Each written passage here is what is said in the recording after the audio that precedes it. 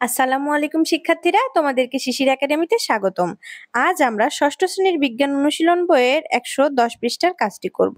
তো শিক্ষার্থীরা, তোমরা আজকে ঘর্ষণ নিয়ে একটি কমেন্ট করবে। যার কমেন্ট আমার পছন্দ হবে তার কমেন্টটি আমি পিন পোস্ট করে দিব। শিক্ষার্থীরা, চলো আমরা শুরু করে দিই ঘর্ষণের সুবিধা এবং ঘর্ষণ বলের অসুবিধা। ঘর্ষণ এখন আমরা শুরু করব। পৃষ্ঠা 110। আমাদের দৈনন্দিন জীবনে ঘর্ষণ বল যেভাবে সাহায্য করে আর যেভাবে অসুবিধা সৃষ্টি করে তা নিচের ছকে লেখা হলো।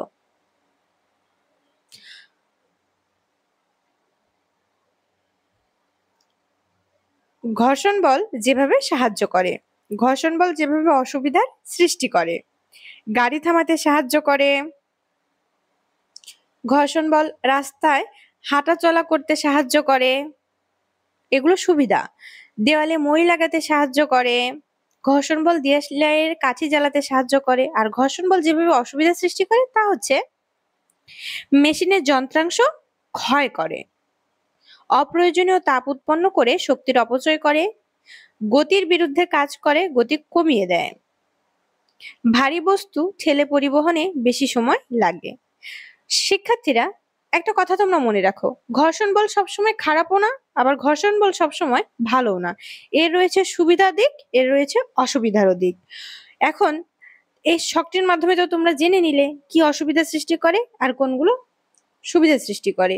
তো একটা মুদ্রার যেমন দুইটা পিঠ থাকে, তেমনি ঘর্ষণ বলের রয়েছে কিছু সুবিধার দিক, কিছু অসুবিধার দিক।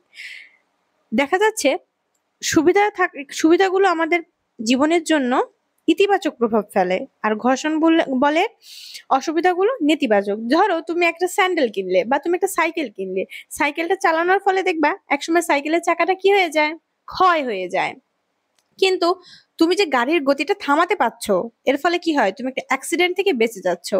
যেমন ক্ষতিও আছে ঘর্ষণ বলে, তেমনি লাভও আছে। তো শিক্ষার্থীরা, আশা করি পড়াটা তোমরা অনেক ভালোভাবে বুঝেছো। ধন্যবাদ ধৈর্য সহকারে আমার ভিডিওটি দেখার জন্য। আর আশা করি তোমরা অবশ্যই কমেন্টই করবে।